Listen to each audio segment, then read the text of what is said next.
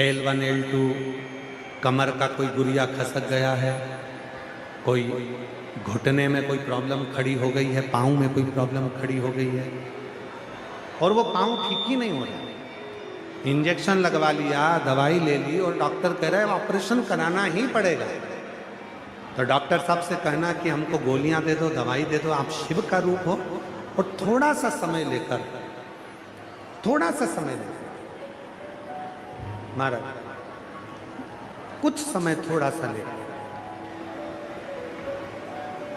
शिव जी की स्तुति की, भगवान शंकर का एक बेलपत्री, एक कनेर का फूल, एक बेलपत्री, एक धतूरा, इन दोनों को दोनों हाथों में रखिए। कंबल और धनंजय दोनों का स्मरण करिए, शिव जी के दोनों हस्त कमल का।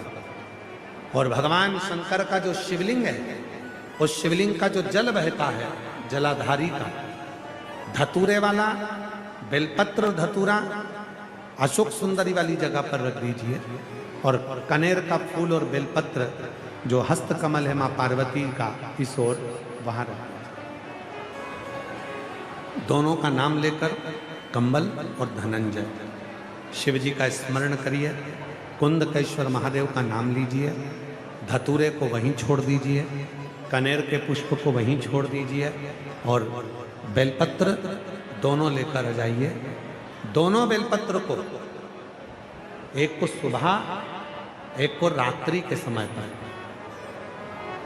सोने से पहले दोनों बेलपत्र को एक एक कर छोटी छोटी सी बेलपत्र हो तो उसको चबाकर खाने का प्रयास करिए। 5 बार यदि कर लिया तो ये निश्चित है अगली बार आप डॉक्टर को दिखाने जाओगे तो वो कह देगा कि ऑपरेशन की जरूरत नहीं है, घुटने काम करना प्रारंभ। कंबल और धनंजय शिव जी के हाथ के ये वो 2 सर्प हैं। भगवान देवादिदेव महादेव के हाथ के ये 2 वो सर्प हैं जो हमारे शरीर की अस्थियों को, हड्डियों को, हमारे शरीर की जितनी भी अस्थियां हैं उनको प्रखर कर देते हैं, उनको प्रबल कर देते हैं, उनको बलवित कर देते हैं।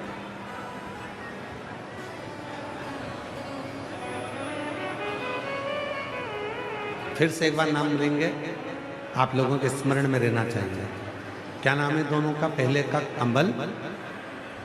कंबल और दूसरे का अब कल से आज तक में आपको 5 सर्पों के नाम स्मरण करा दिए हैं। कानों में कौन कौन है? पद्म, पिंगल। कमर पर कौन है? नील। हाथों में कौन है? कंबल, धनंजय।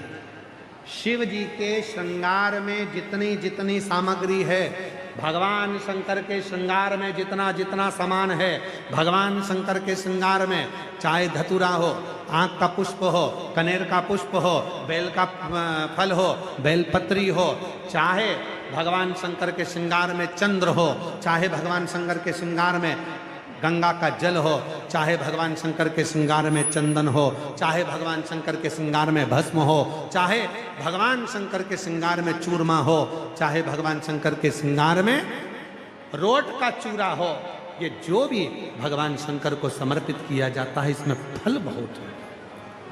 उनका श्रृंगार और श्रृंगार का फल हमको देता जाता है।